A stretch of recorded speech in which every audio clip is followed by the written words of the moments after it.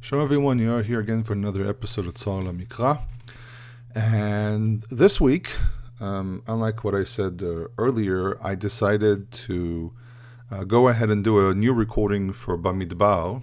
And the reason I decided to do the new recording for Bamidbar instead of relying on what I originally planned, which was to just now recycle the recordings I've done up to now throughout the last year, or use previous recordings that I have from Talking Torah, for example, that we did 2 years in a row, where the second year, by the way, was more my insight and less talking about certain ideas which are going around in the world of Torah keepers, more focused on talking about the text itself. I decided to redo the recording for several reasons. First of all, because the first recording was me testing out the whole idea, and therefore, out of something like 15 or 20 minutes, which is now is considered to be very short for what I do, because now most of the recordings are over 50 minutes. I spoke a lot about my plans and my ideas, and therefore only about 15 minutes were actually the discussion itself.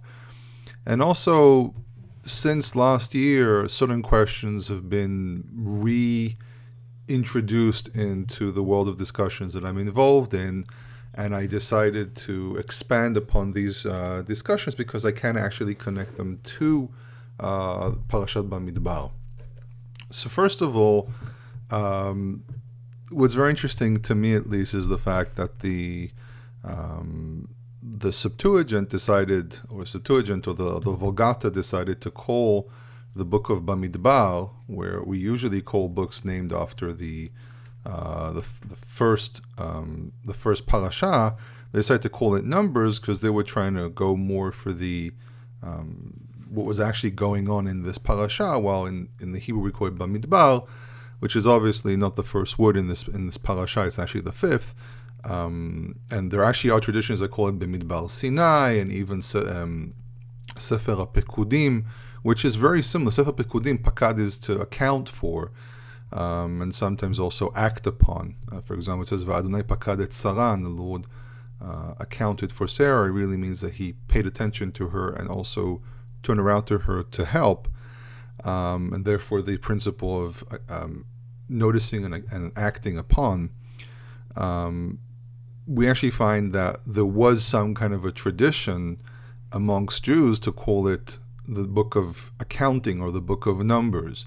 But the name that really stuck throughout the centuries was really Bamidbar, and there's a very good possibility that happened because that the Vulgata decided, and basically the Catholic Church decided that they'll call it Numbers, and therefore there wasn't a want to move away from the more Christian name that was given, or in truth, a name that was already in existence in Judaism. It's just they decided to go a different direction. And the book itself, the entire book, you can actually look at it as being one of the historical books of the Torah, where Genesis is an historical book. Exodus is already a combination of historical / law, and then Leviticus being completely law, and then suddenly again going into a book that deals a lot with the history of the people of Israel. Really, when you think about it, the Torah itself is mostly composed from history, and not really everything is law, but really the principle of what exactly is law, what exactly is Torah, which is really instruction. Instruction doesn't necessarily have to be just legal terms and legal principles. It can also be moral instructions, which is really the point of presenting any piece of history here. So the first thing that I want to deal with, and this is more closer to me as an historian, is the part that deals with understanding the principle of history in the Bible. One of the things that a lot of scholars deal with is, what is the place of history in the Bible, or why is history presented? Is this just an accounting of what happened, or is there really more of a message being presented here? And it is understood, again, in scholarly circles, that there was a type of editing of all the material, specifically from Genesis all the way to the end of Book of Kings, which basically is 9 books, that there's this overall idea that goes through, an overall message that goes through, that builds up as the choosing of Israel, but also the responsibility Israel has upon itself, leading all the way through into the destruction of the first temple, giving us this idea that there's this overall covenant that has to go through everything from the beginning of creation all the way through to the point where Israel reaches its destruction, and that the editors of the books, which really more, I would say, connect more to Joshua onwards, using principles which appear in the Torah, were trying to give this observation to generations to come, that they will understand why things happened, why the destruction happened, where did we go wrong, and how do we fix it, and what are the things that we can learn from our mistakes throughout our history as a people. And this is considered to be what's known as the historiography of the book of Deuteronomy, or the Deuteronomistic school. And though there is an argument, obviously, between different scholars exactly where do we fit this and everything, I, as a more of an observant Jew, and as more as a man of faith, I have to reject a lot of what they say about this, not from the principle that I think, because I'm a religious person, I'm going to reject this, because I actually do see a lot of flaws in the theory. However, from Joshua onwards, you can actually see that principle, and you can actually see hints in different places in these books to this idea of Israel needs to recognize where it went wrong to be able to learn these to the future. And basically the same thing as many historians wrote, especially, for example, Edward Gibbon, who wrote about the demise of Rome, which is kind of similar to in idea of where did we go wrong back then as Europeans, and not repeating those mistakes. And he actually, in his introduction to this very large collection of books that he wrote about Rome, he goes in great detail what happened here, what happened there, with obviously talking about Rome itself and the history of Rome, but also with a great focus on where things went wrong with Rome, so Europe doesn't repeat itself, because he felt that Europe was going again into some kind of a demise like the Roman Empire. So we have, why are these historical pieces actually mentioned in the Torah? Why is it only just, like we have in the ancient Near East, where there's just a law code and history is a separate piece? It's put together because there's this whole principle of covenant being placed together, squeezed together into this one larger principle, that you have your history, which tells you what actually happened. You have your laws, which are part of the structure of how you conduct yourself as a people of covenant. And then you also have the words of the covenant itself. So these are all squeezed into one place. And they are to be read as one piece. Instead, unlike, for example, certain scholars want to play around with, where they say, this piece came from here, this piece came from there. Actually, you have to think about it as being something that's actually one large principle that's built from several moving parts. And when you understand that, you actually understand why everything has to show up together. But this is why also you have opening pieces and closing pieces. For example, I had a friend ask me, why do we have the book of Genesis at all?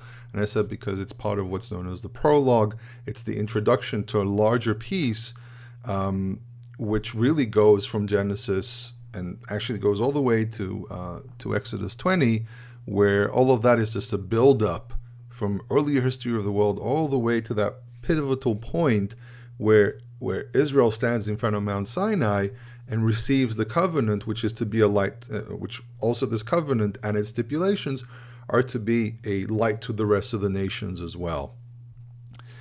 Another subject that comes up a lot, which just really connects directly to this parasha, is numerals in general. So there are a lot of things that I keep on seeing in basically on Facebook. That's one of the ways I'm able to see without having to scan entire websites and go over the internet to see what other things people are saying. One of the things that comes up a lot is the usage of numerals. First of all, Hebrew, like any other language, has names for numerals. What's very interesting is Hebrew actually does have a word for zero. A lot of people say that The Arabs invented the zero. It's actually not correct. There is first of all, there are systems of symbols for numbers which date even earlier than Roman numerals. One of the things that we find very commonly in the first temple is the usage of the Egyptian numeric system, where there are lines, horizontal lines, tilted lines. You have almost a triangle, and so on. Different symbols that represented numbers, and they were very common, especially in Judea, where the Egyptian influence seems to be a lot more common than, for example, in the north. And though I think, if I remember correctly, in the ostracons of Samaria, some of these numerals also show up. What it seems to be the Arabs actually invented was a symbol for the zero, and on the other hand, a name for a zero, the principle zero, was well known. The only thing that was lacking was actually a symbol. That's the first thing. The second thing is that the numeric system in Hebrew, a lot of people talk about the letter equivalent in numbers. And I actually received an email literally like a week ago or something from a listener who asked me about numerals and why do we have numerals? Why do we have letters which are equal to numbers? And first of all, this is a very, very late invention, and people try to spin off of this a lot of different ideas. Originally, when people wanted to mark numbers, they actually had numbers for it. What happened was that in the Roman era, we start hearing about this thing known as gematria, maybe even from the Greek era, from the Hellenistic period. We hear about this principle known as gematria. The term itself, gematria, or gematrion, is not even a Hebrew term. It's actually Greek. And the idea was that in some of the schools of philosophy, some of the schools of thought in the Greek world, they were looking for secret meanings through giving letters numeric values and reinterpreting those words to mean something else. The idea of gematria is that I take a word, I figure out its numeric value, where aleph is 1, tav is 400, if I used what they do in Hebrew, kaf is 100, resh is 200, zayin is 7, whatever, and I figure out the numeric value of that thing. And then I say, okay, this is the numeric value, and then I start looking for another word that has a similar numeric value as an overall numeric value, not the precise numbering of the letters, because that really requires me spelling the word the same, but really using the same overall numeric value and finding a parallel word and basically say, oh, look, they're the same, they have the same meaning. So the classic example everyone uses is the word Elohim and the word Teva. Elohim comes up to a certain number, Teva, which means nature, come up to the same number, and it concludes, oh, nature and God are the same, which is, by the way, a very Greek way of thinking that the divine is in nature, where in truth, when you look at earlier thought about God is actually external to nature, and God actually is, you can see the deeds of God in nature, but you don't see God himself in nature. It's a subject by itself, but for example, Rav Saadia Gaon, who's a 10th century Jewish rabbi, was also a philosopher. Many of these rabbis were also philosophers. Says that one of the things about God is that God is outside of time. And therefore, if God is outside of time, he's really outside of our existence. And you look through the books of the Bible, and you see that God acts through nature, but you don't really hear that God is nature. Thinking that God is nature is a very Greco-Roman or even pagan way of thinking. Like, for example, people equated Dagan as being the god of fertility, but really also represented grains in general. Baal being a storm god, Zeus being a storm god as well, basically taking elements of nature and making them into a god. And this is why this specific gematria is something I find to be pretty offensive in general, because this one specific, the one Elohim and Teva, because it actually plays off of a very pagan idea, which is not necessarily something we find in Jewish history, early history, or the Tanakh. So people play around with this and they talk about how amazing it is that letters have numbers and everything. I ask a very simple and a very objective question. So what if I can give a numeric value to a letter? Why does that make it unique? Just stop and think about it for a moment. Why would that be so special? I can do the same thing with the English alphabet or any alphabet on earth. So why do people try to sell things as being, oh, look, this is so amazing, by using such a false idea? I can literally do this with any alphabet on earth, okay? And probably come out with similar results as well. The attempt to find uniqueness in places where there is no uniqueness is, I think, first of all, I think comes from a real place where the people are looking for meaning, which is one of the epidemics of our days, where people are looking for meaning. But I also think comes from a very naive place where people don't stop and think about the logic of what they just said. Does it really make any sense what I just described here, that I can do this and I can do that? I mean, again, it's trying to connect things which are not really connected to one another, which is, by the way, a very common thing that happens with people's exegesis to text and so on. This is, Gematria and Midrashim in general are all part of this development that happened in the Jewish world during the Hellenistic and then the Roman era, where people were trying to create connections and create interpretations based on what I would call misuse of material. Instead of going for what the writer actually intended in his text, people wanted to go into an external interpretation of the text that doesn't necessarily have to do anything with the text itself. By the way, this method is a method which you do find in some scholarly circles and is heavily criticized by most scholars, because it is a method that wants to read a text completely and utterly detached from its original intent, and therefore enables the person to reinterpret a text in whatever manner they want. So in other words, when someone opens up a prophetic piece, wherever it might be in the Bible, they can literally read into it whatever they want. And no matter what argument you might use to explain the text as it really is, that argument will fall short, because the person you're talking with is anyhow in the intent of interpreting things differently according to what they want.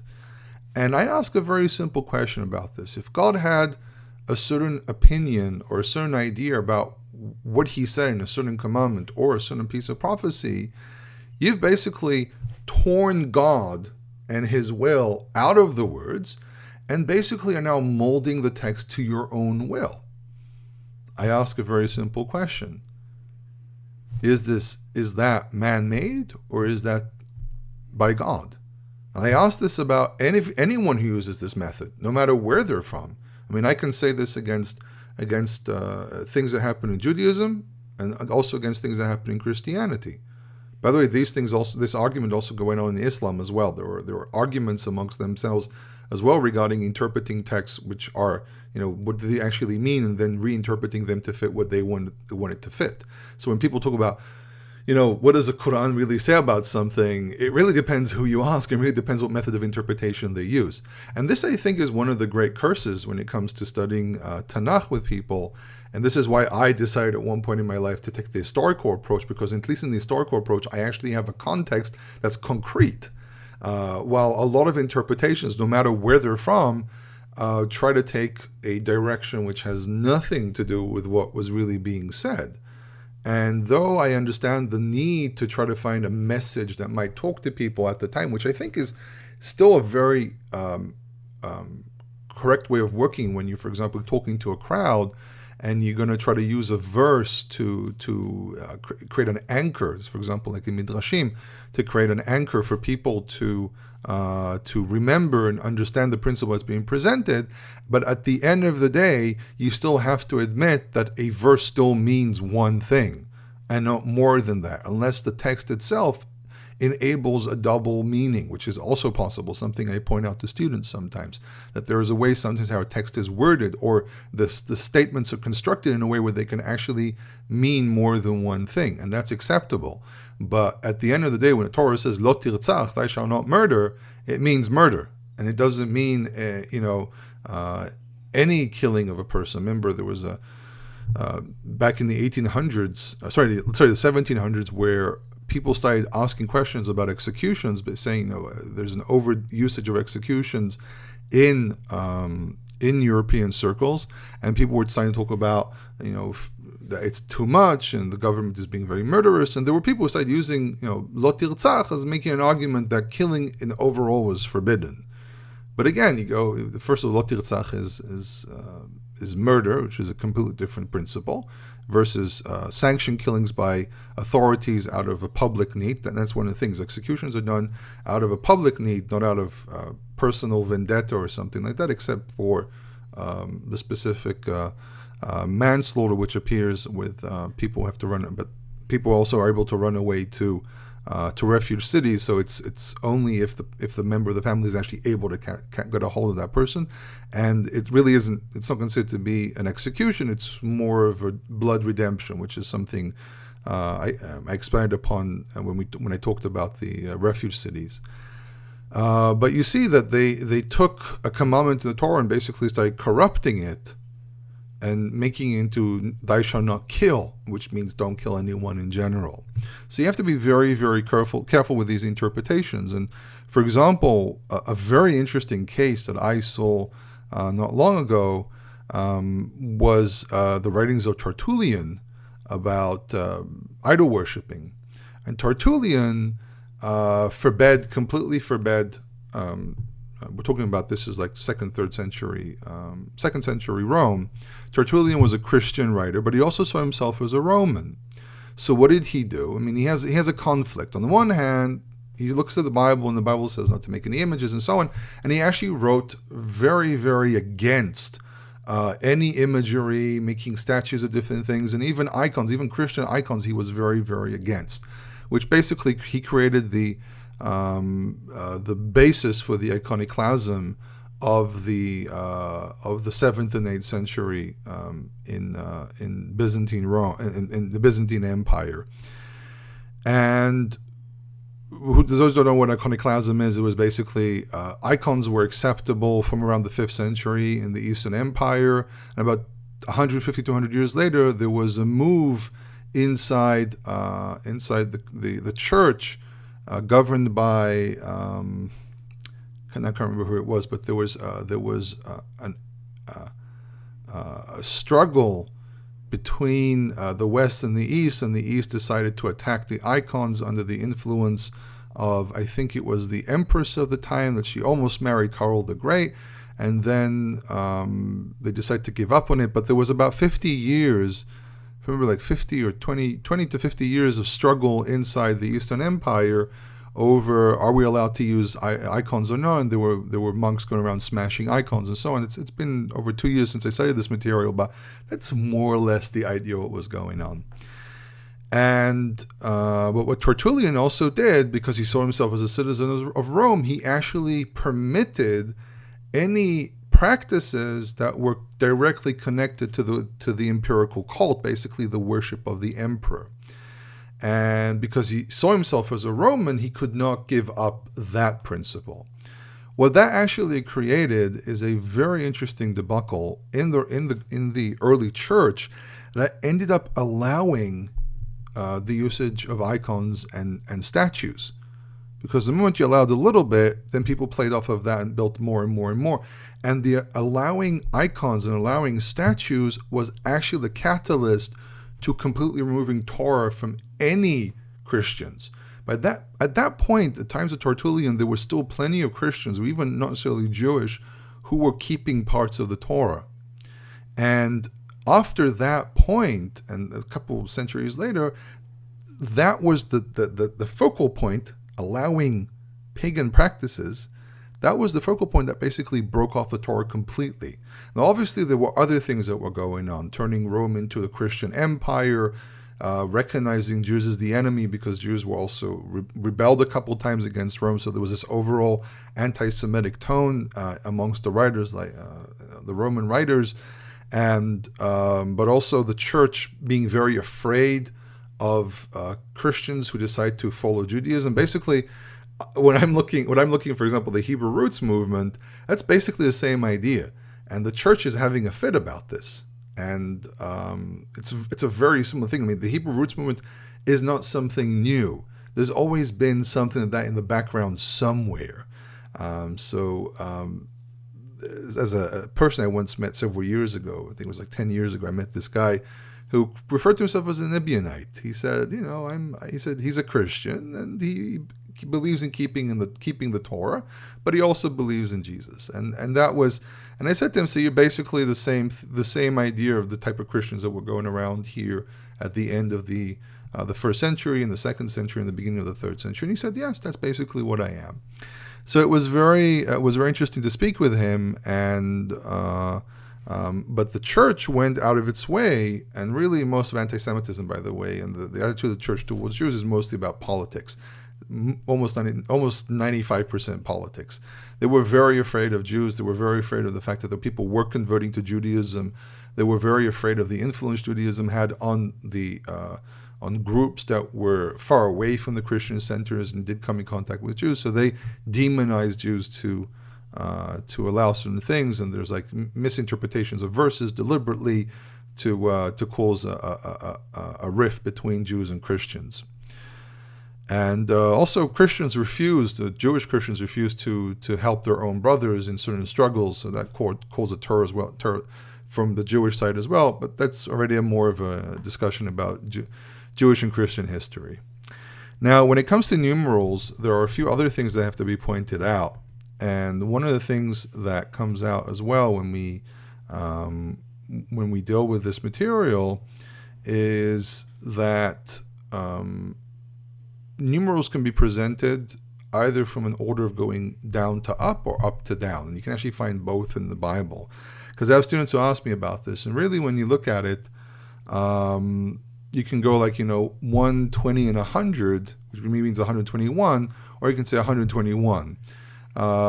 This method of going from right to left to right, as we can kind of call it, or basically from the low to the high and high to the low, is actually very common in the ancient world. And we actually find, for example, in Arabic, if I remember my Arabic lessons, which were many, many years ago, but from also hearing Arabic in general, in Arabic, for example, numerals also go from the low to the high. So this was something very common amongst Semitic languages. Now, the real reason I want to talk about numbers this week is because of the numeral 1. I remember years ago receiving an email from a lady who wanted an answer about the number 1. What does the number 1 actually mean? And she said, can it mean more than 1? Back then, my answers were a little simpler. I didn't go into complex details about, what exactly things are. I mostly did, if I did lessons with students, then I'll be more into detail about, what exactly each thing means. But today, I think that there's an obligation here that I have to expand upon these things just a little bit more. So what is the problem with the numeral 1? In truth, the problem really stems from two things. The first thing is the fact that, like many other words in Hebrew, a word can have more than one meaning. And the way the numeral 1 is used, if it's used as in an adjectival function or in a nominal substantival function, is it a cardinal or is it is it being used as something else and so on? It's a regular numeral, depending on the function. The other thing it stems from, and this is, and again, I'm not planning on being offensive to anyone here, but is the struggle inside the churches to try to rationalize the belief in the Trinity and trying to believe also in, maybe having God as one, but having God having several parts. Now, I do know that there are people who use, for example, Kabbalistic writings that talk about the Godhead and everything, but I have to point out that most Jews barely know what the Godhead is, because it's not really part of mainstream Judaism. It's really part of the more Kabbalistic sects, which are, they've only really been having real merit the last 250 years, especially with the exposure of Chassidut, that opened up certain gates of study that were closed to the majority of people. But really, when you look at Judaism, the principles of faith throughout the centuries, everyone talks about God being one with no separation, with no parts. Obviously, the idea of saying no separation, no parts is a polemic against Christianity, but what it does show us is that Jews in general never believe that God has, more moving parts than just one. But when we talk about something in the divine realm, something in the spiritual realm, what does one actually mean? And that's one of the difficulties that people had. So we just have to work with the principle of one as it appears in our physical world. So the first meaning of one is just one as a cardinal number. I have one pen or one pencil, and that's it. The simplest meaning, and that's usually the answer I gave people, it just means one. Then the word one, you can find one in different places. Like, for example, you have Judges 13:2. It says Ish Echad, one man. But really what it means is a certain person.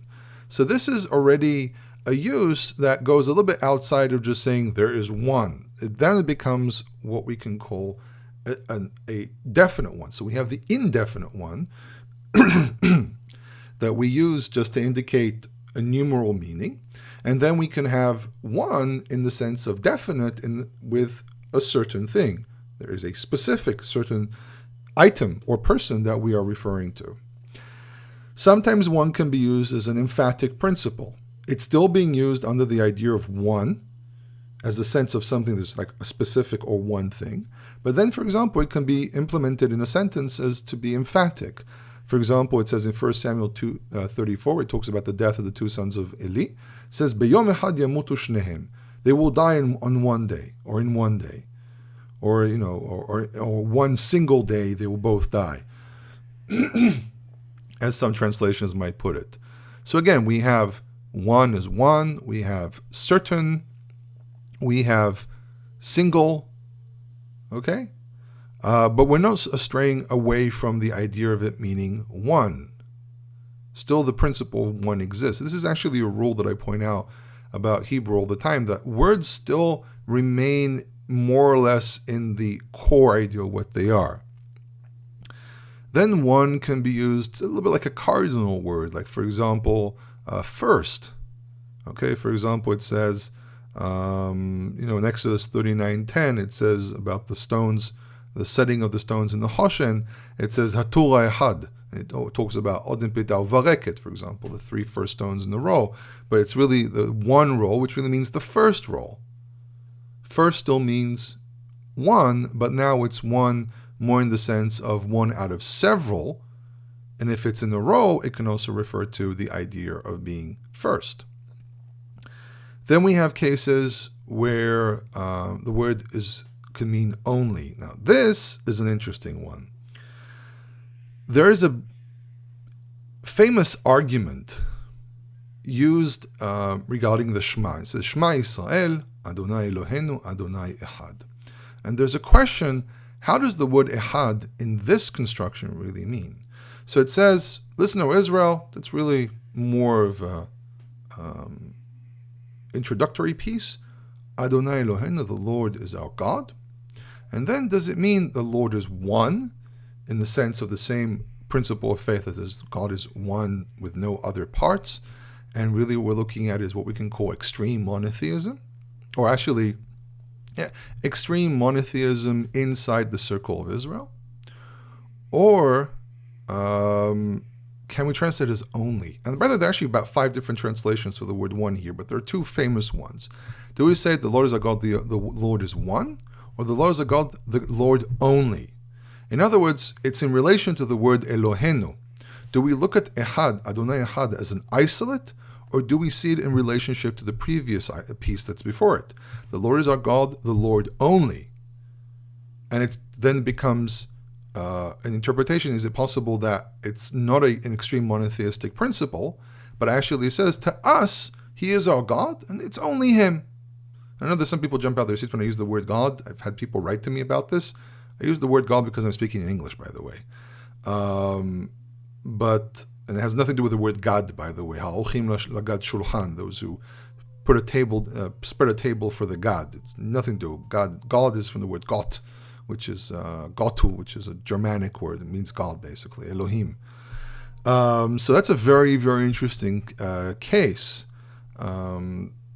Another uses that we have is, for the meaning once.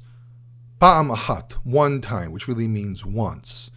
Or you have the indefinite use. Like, for example, when God speaks to Abraham and tells him to go sacrifice Isaac, ala hadarim asher eka, one of the mountains, a non-specified mountain at the moment. Sometimes echad can mean a togetherness. So, for example, echad and yahad. So people try to play off of that yahad means, a togetherness, and therefore the word one can also mean more than one. So first of all, yahad and echad are not the same word. Yahad actually comes from an Aramaic root, which is had. Now, had in Aramaic also is really, in Aramaic it means one. In Hebrew, yahad means a togetherness, that there is an element of oneness together through the intent of doing things together, but you're still seeing people as individuals. And therefore, echad and yahad are not the same word. They come from a same historical root, but they develop differently. And yahad means the idea of binding things together as if they're one, but it doesn't eliminate the fact that it's actually built from more than one. Then we have the term ahadim, which is a pluralization of the word echad. And people say, what do you mean pluralization of the word echad? Well, the pluralization, again, stems from this principle of yahad, that there are several of them. Actually, ahadim, refers to more than one, but it refers to individual units.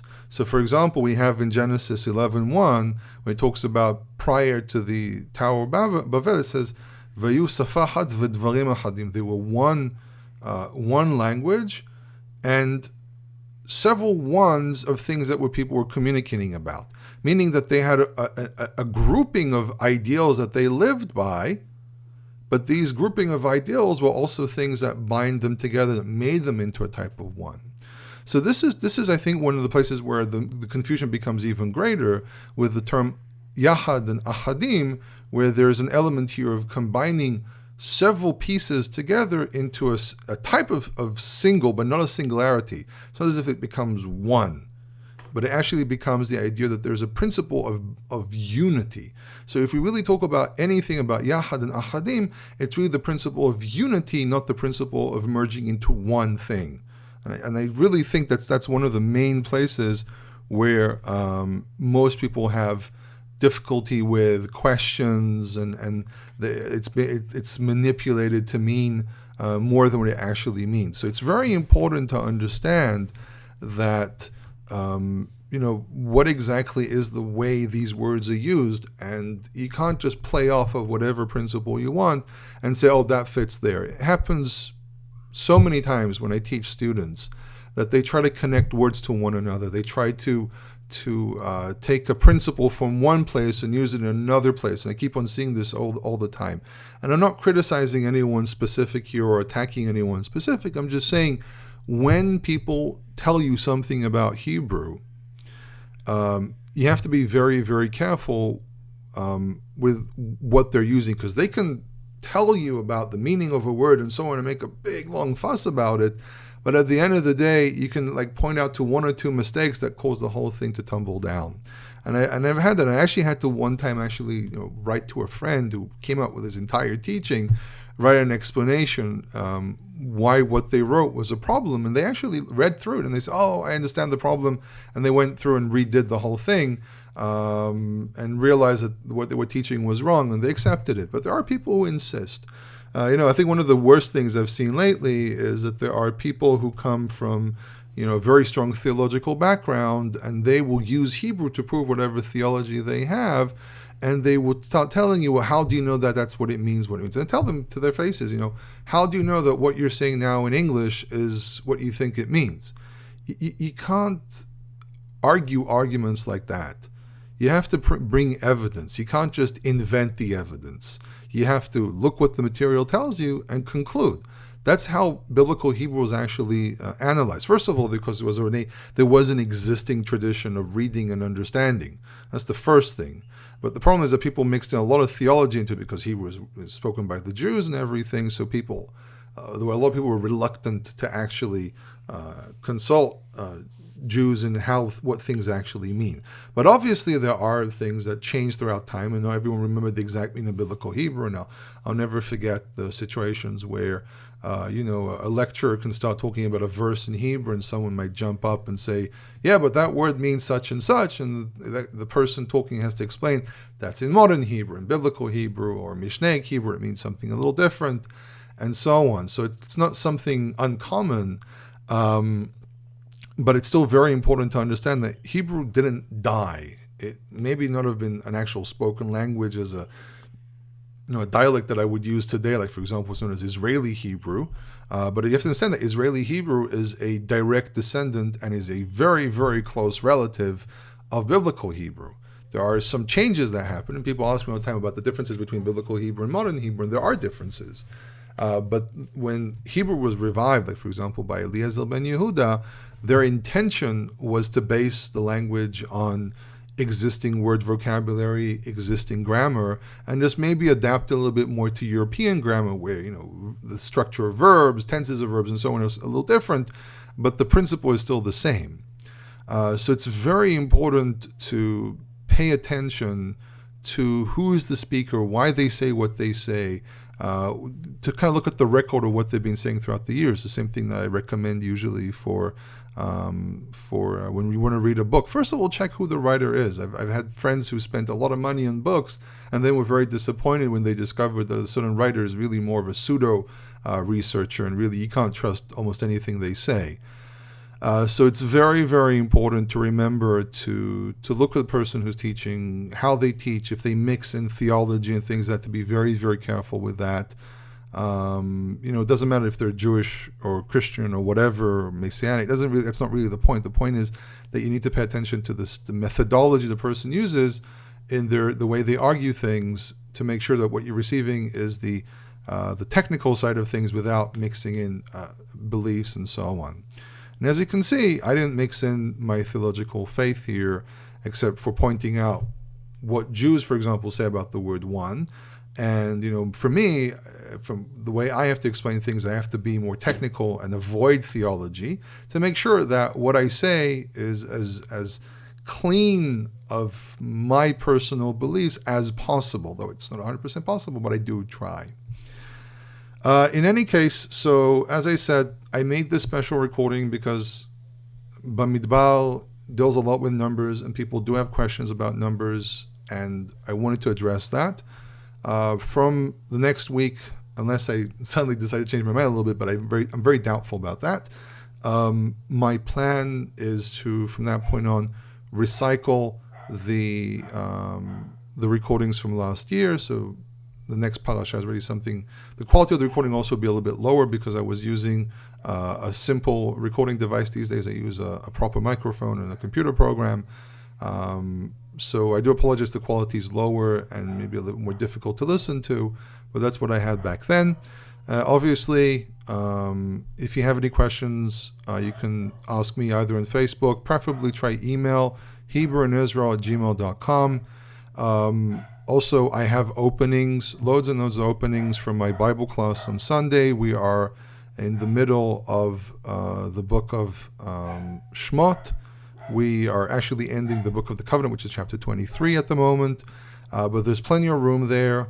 Not an expensive class. Something that will help you expose yourself to Hebrew more. You don't have to know Hebrew, but obviously if you know a little bit of Hebrew, it'll be easier to follow certain things. But we go through the Hebrew, I translate, I discuss words, I explain things if there's any special grammar that has to be explained. Students, people who join the group are part of the discussion, and people raise, I saw this translation, that translation, but there's also a lot of background, this history, anthropology, and so on. So I highly recommend this class. Your entire family can join for the price of one. You can invite friends over to listen as well, and really just it's per grouping of people, which means there's no limit to how many people can actually sit in the room. Though I do prefer that people don't invite their entire neighborhood, because again, it has to be there has to be a certain proportion there. But highly recommend it. You can find details on my website, HebrewInIsrael.net.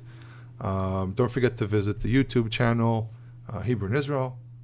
And if there are any questions, any comments, you can leave them either on the SoundCloud or the YouTube channel. And I'm going to point this out. Of late, they're having people who left very offensive comments because they have some idea in their head about things. And I'm saying it in a sarcastic way because I think that the fact that you have an opinion doesn't mean that you have the right to be offensive. So I actually have been monitoring what people write, and I have deleted. And I say this, I usually prefer to leave what people say, because I want people's opinions to be there. But if you be offensive, you will be deleted. I will monitor and block people. In any case, without not ending with a nasty tone, I want to wish everyone a Shabbat Shalom. I hope everyone enjoyed this. And again, if there are any questions, HebrewInIsrael@gmail.com. Kol Tov.